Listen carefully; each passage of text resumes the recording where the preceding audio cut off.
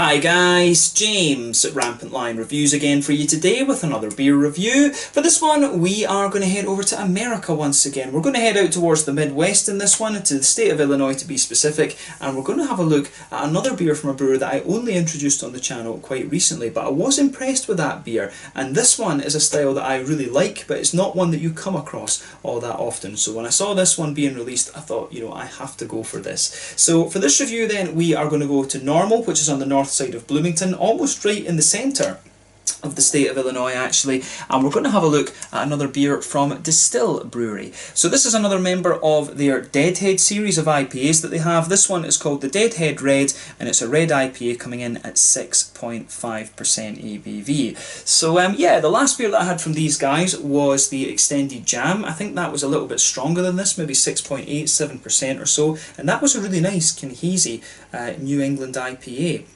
But when it comes to red beers, red ales and stuff like this, I've always enjoyed this style. I mean, I always really enjoyed the 5am Saint from Brewdog. That was one of the beers that really kind of kicked everything off for me when it came to the more American style craft beers. You know, being Scottish, it's all about the malt usually. I'm a big malt head, as you'll know if you've watched the channel for any length of time.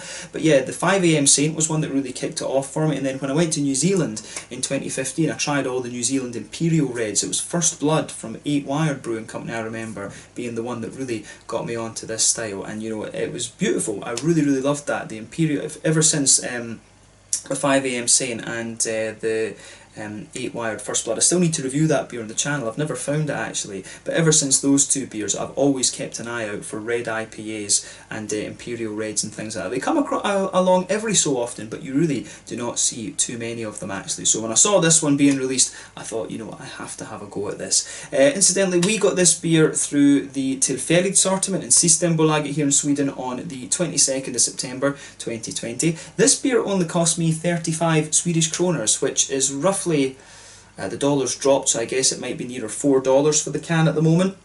It's less than £3 British, probably about €3.50. But yeah, I'm not sure exactly why we're getting these beers so cheap. I mean, when you consider that this is an American beer, there's tariffs on American goods coming into the EU and things like that, I'm really not sure why this is so cheap actually, because for the likes of the Stigbergets IPAs and OOs and things like that you would get from Sweden, you would be paying you'd be paying 10 crowns more actually. You'd be paying 45 kronor. So I'm not sure if it's just about the deal that these guys have got. It could well be the COVID situation means that they're just, you know, they're trying to keep going and selling their beer off a little bit cheaper or something like this. So yeah, I'm not sure exactly what the reason is. Maybe they've just got a very good deal with one of the Swedish distributors, but you know, it's another good American brewery. We've always had a fair selection of different American breweries over here, and this is another new one that seems to be becoming a little bit more prominent actually. So long may it continue. It's always nice to have different things from different states over in America as well. Since this is an Illinois brewery as well, I'll give a shout out to one of my long-term subscribers, Jesse Holden. Jesse was kind enough to take me around Chicago and show me some of the breweries like Half Acre and Three Floyds and things like that when I was there last time, and we will meet up again in Copenhagen at some point once all this kind of thing just blows over. Actually, the COVID-19 situation is quite annoying at this stage, but you know, needs must, that's just how it goes. But yeah, Jesse's a great guy. He's watched the channel for years and years, and you know, he's contributed quite a few Illinois beers and various other American things actually to the channel. I've still got a few beers back in Scotland that he gave me that I need to drink actually, so the next time I go home you will see some more of Jesse's beers being reviewed. Big imperial stouts and wheat, I think there's a wheat wine in there as well actually. But yeah, always cool to have subscribers like that, so big shout out to Jesse, since this one is an Illinois beer review, and you will see him on the channel again at some point soon. But yeah, let's see how we get on with this beer then. So as always with my reviews, I'll tell you a little bit about the brewery before we taste the beer. If you want to get straight to the tasting, just fast forward. All the usual links are in the description below. That's the brewery website, the link to my other reviews that I've done from Destihl Brewery before. You will no doubt see more of those added to the list at some point in the fairly near future. Like I said, they do seem to be sending more beers over here to Sweden for some reason, and there's all the usual social media down there as well. If you want to see more reviews, do please consider subscribing to the channel. The whole channel of course has a geography based tagging system, so you can go into the home page and search for beer based on country, city, state, state, county, province, prefecture, whatever it is you're interested in. Do check out the playlists of beers from different countries. There is one there for all the American beers that I've reviewed for you. That's being added to very regularly, at least a couple of times a month. And as always, please do get in touch and let me know some of the other beers and breweries that you guys would like to see me review. It's always great to hear from you guys that are watching the videos, and the support that you show the channel is hugely appreciated. So anyway, on to my brewery notes then to tell you a little bit about Destihl Brewing Company. So as I've mentioned to you already, Destihl Brewing Company are based in Normal in Illinois, which is on the north side of Bloomington, right in the centre of the state, and the company was founded back in 2005 by Matt and Lynn Potts. So Matt apparently began homebrewing back in 1995 after Lynn bought him a 5-gallon homebrewing kit for Christmas, and then later in 2001 they went on to open up their first brew pub, which was called Elmwood Brewing Company. Now a little bit later on, Matt was approached about opening another brew pub by a developer, and they decided that they were going to go for it. So later in 2007, they brought in Jason Bratcher and then Troy and Laurie Nelson to join the team and help them run the new brew pub, and this opened up in November of 2007. They continued to grow and build their clientele over the next few years, producing a lot of new beers and things like that, and then in 2011 they opened a second location in Champaign in Illinois.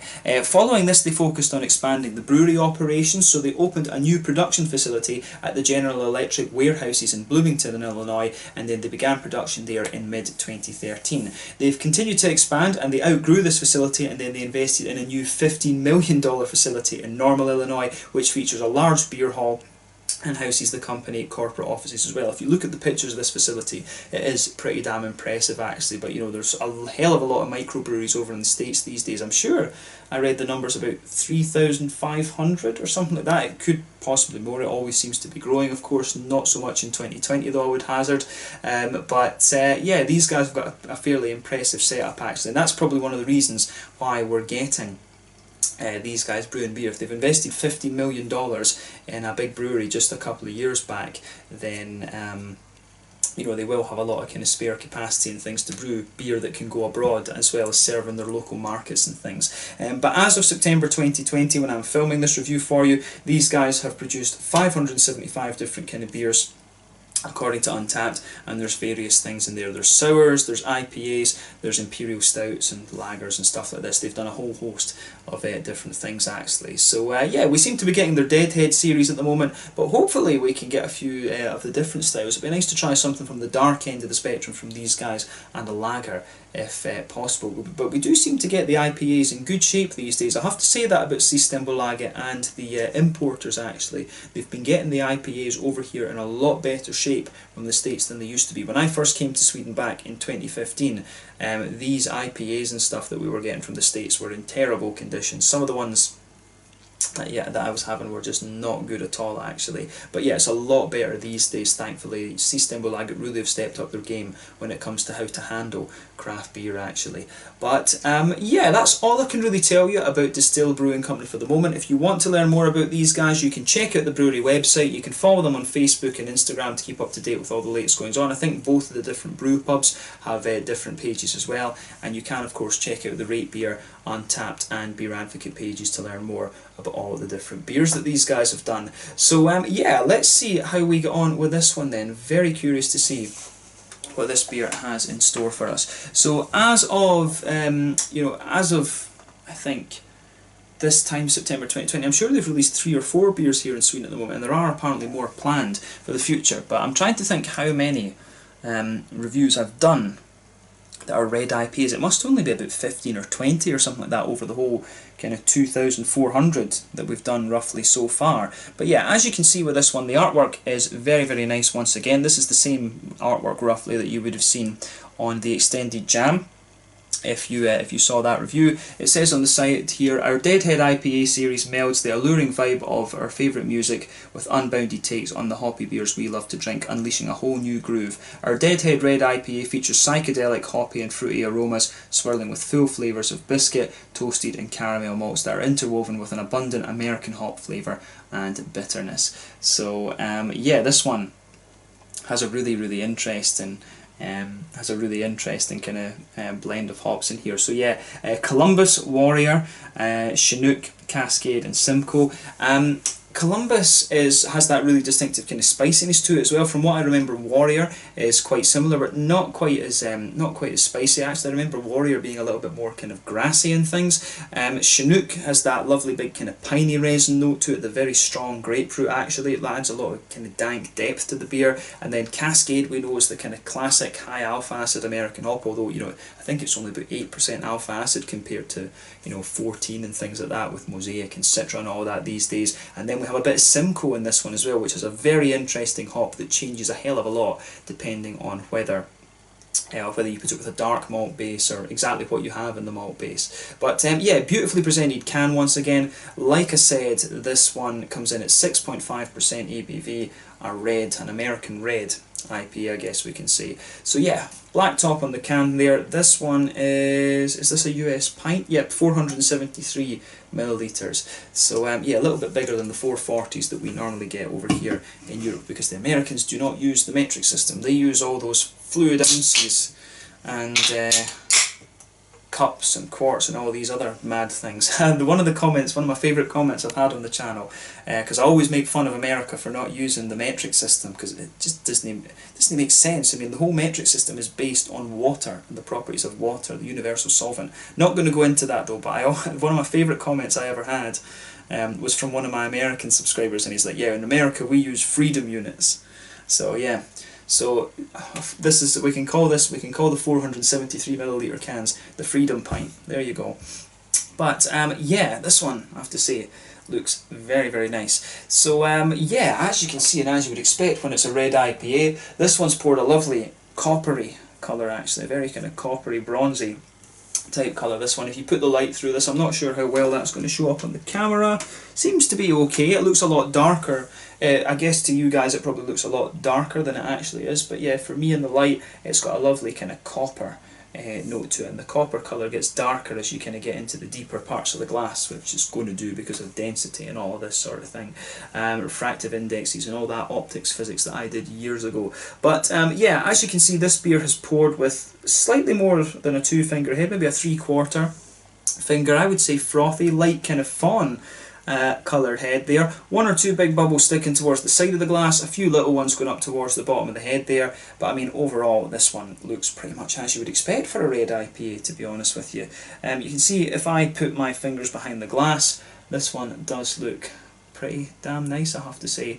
So yeah, this one looks pretty much as you would expect for an American red IPA. So yeah, let's take a closer look at the aroma and see how we get on with this one. Very curious to see what this has in store for us. Ooh, yeah. Now, one of the hops that I would always put, I didn't say that earlier, one of the hops that I would always put in an American red would be Amarillo and give you that big kind of orangey note, but this one comes across really nicely actually. The main thing for me that makes a red IPA, it's more sort of sweet and caramelly note, and quite often some of these beers can have a little bit of red rye and stuff in them as well.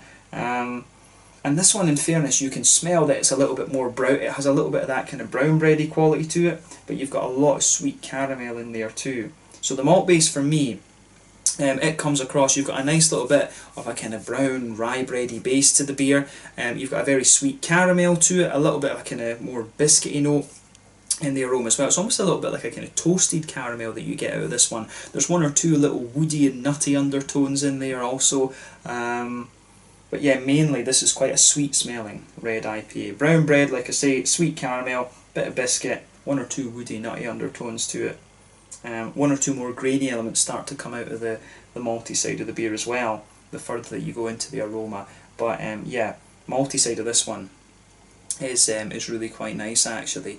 Yeah, I had a very nice Imperial Red actually from Russia recently.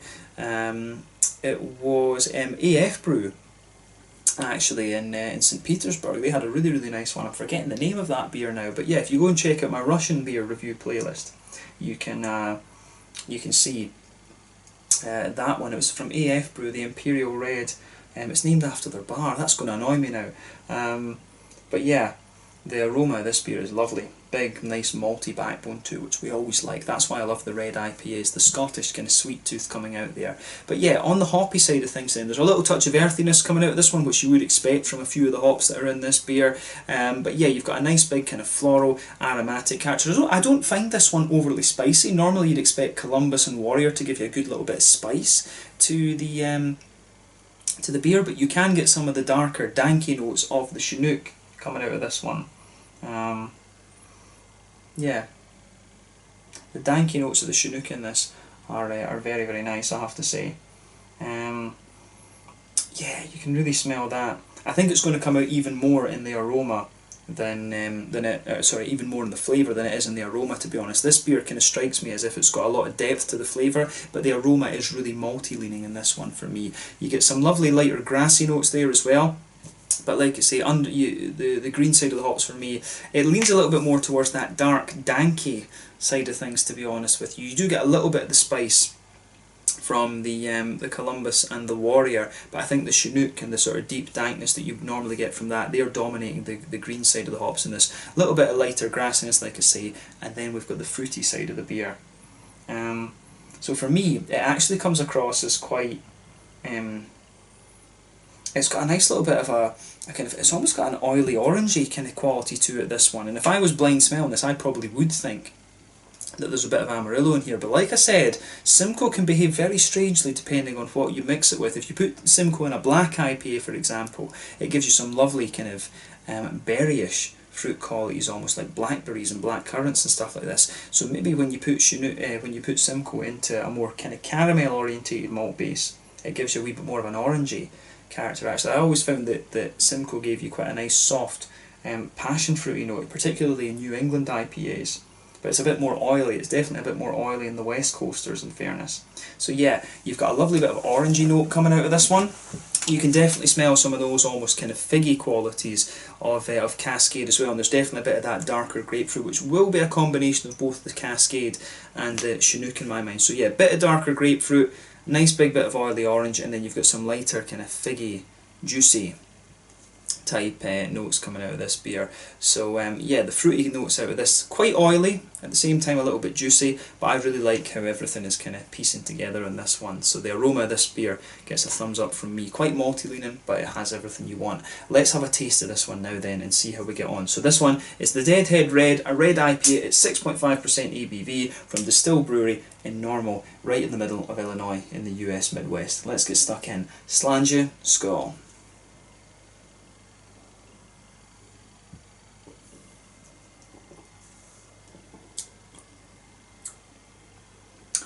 Yeah, that's pretty solid actually.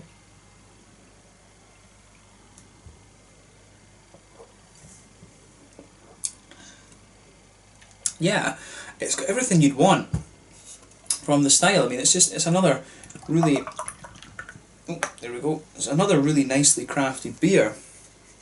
And I do like how that goes together. It definitely gets a little bit more grainy though. You really get a bit more of the kind of graininess and the dankness out of this beer the further that you go into the aftertaste. So yeah, it is a proper old school IPA, this, with the bigger bitterness and things. That's nice. Yeah, it's a lot. The aroma gives you the impression that this beer is a lot sweeter than it actually is, but it really, as I say, you get a lot of graininess and a lot of kind of dank notes out of this one the further that you go into the aftertaste. So that's quite interesting.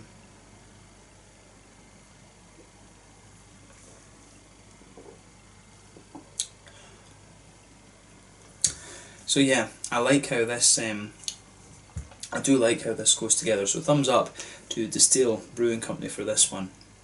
But yeah, this one, I would say that this is one of the more kind of grainy leaning red IPAs that I remember coming across. It's definitely one of the slightly more bitter ones, I think, as well. So yeah, I like that about this. And this is that we're getting this one in good condition as well. It's getting over here in plenty of time to go out on the shelves. But yeah, let's try and break down the flavour of this one then. So straight away with this beer, you get that lovely kind of brown bready. You get that lovely kind of brown bready malt base just blanketing the middle of your tongue, and that's really nice for me in this beer. I like how that side of it goes together.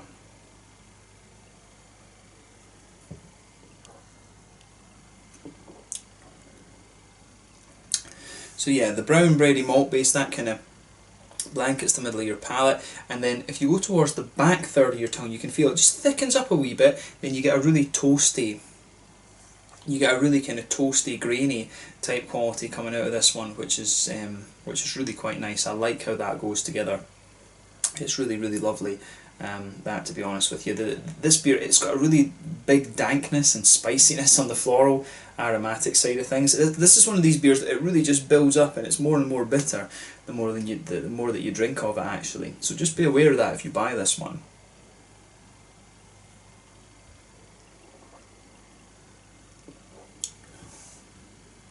But yeah, I certainly like this. Yeah, so like I said, the back third of your palate, you can feel the brown bready base. There's definitely a bit of a kind of more almost kind of spicy, grainy quality just sitting on top of that, and that really builds the further that you go into the aftertaste. As you move further forward into the middle third of your palate, you can feel the thickness just drops a little bit. You do get that kind of brown bready, grainy sort of base to the beer, but on top of that you do get a nice little bit of a sweet caramelly note in the very centre of your palate there. You get a nice little bit of a sweet kind of caramelly note. You do get a bit more of a kind of biscuity, like McVitie's Digestive biscuity sort of thing, just kind of as you move further out towards the sides of the palate there, and it does get a little bit almost kind of like toasted and caramelly in that sense as well. But yeah, the graininess, I really think the graininess of the brown bready base in this really pushes its way up, and then in tandem with that you've got the big spiciness and dankness pushing its way out of the beer as well. So yeah, if you go to the front corners of your palate, then go diagonally back, you'll get a few little kind of woody undertones out of this beer as well, which is quite interesting. But you'll also get just a little touch, if you go to the centre of your palate and then just move kind of further forward, you'll get a little touch of a nuttiness coming out of the beer too, which is quite interesting.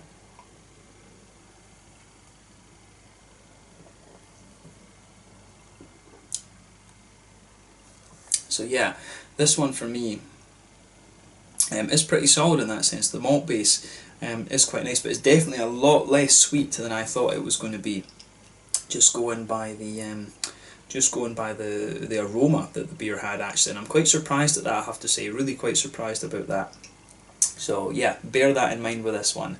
So in terms of the the hoppy side of the beer, then this is where it gets a little bit more complex, I think. Back corners of the palate, you do have a good little bit of earthiness coming out of this one. As you move further forward along the sides of the palate, the earthiness does spread forward a wee bit, but then you get a mixture of this whole kind of big bitter green sort of thing, so you can feel underneath everything else you've got that kind of big dank Chinook quality coming out of this one. You can really feel that big dank piney resin thing from the Chinook coming out, but on top of that you start to get the bigger spiciness both from the Warrior and from the Columbus in this one. Columbus is a really nice bittering hop, actually, and regular IPAs it comes across really nicely, actually. So I really like how this one's got a hell of a lot of bitterness to it, actually, but you have to remember that we've been drinking a lot of New Englands and stuff recently, so a big bitter beer like this, it might seem more bitter now than it would have, say, back in like 2015 or something like that, but yeah, it's nice how this one goes together, 100%.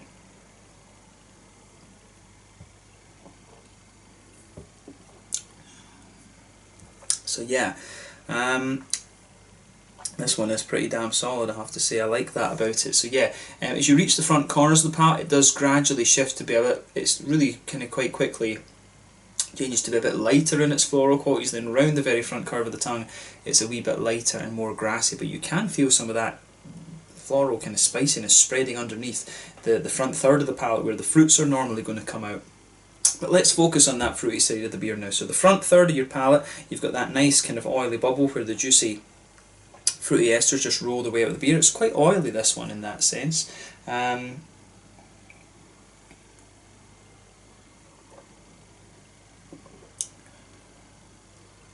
So yeah, this one for me,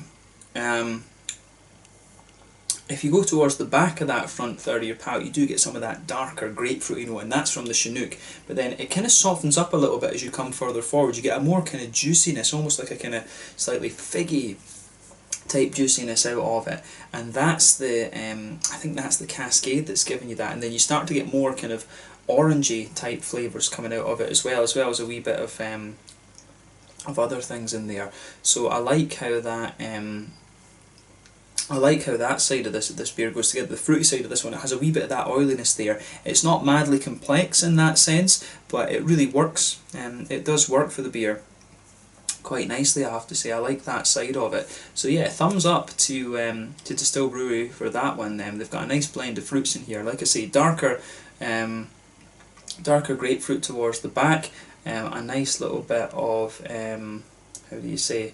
A nice little bit of a kind of almost lighter figgy quality as you move further forward. Then it starts to get quite orangey, to be honest. But it's just interesting that underneath those fruits, you really get quite a bit of bitterness coming out of it, to be honest. So yeah, I like that about this one for sure. So yeah, take a little bit of time and just reflect on those fruity notes, because it's quite nice, and you do get some of that. The cascade for me is what really comes out more in the as you go further into the aftertaste with this one. The cascade really is what shines out of this actually, and I like that about this beer. I'm surprised they didn't try to make it a little bit more oily in its orangey characters. You do get a wee bit of an orangey note, which I'm assuming in this case would come from the Simcoe, but it's nowhere, it's quite light. It's nowhere near as oily as you'd get, for example, from Amarillo or even, you know, Mosaic, which are more orangey hops than Simcoe is. But yeah, it's an interesting beer, that I have to say, and I like and I do like how it goes together in that sense. So yeah, take a little bit of time and just reflect on the fruits a little bit, because I think this one is quite interesting in that sense. It shows you another property of Simcoe, which is a hop that we are very familiar with, and it has been growing in popularity again recently. But yeah, in terms of the mouthfeel then, fairly mid-bodied beer, this one.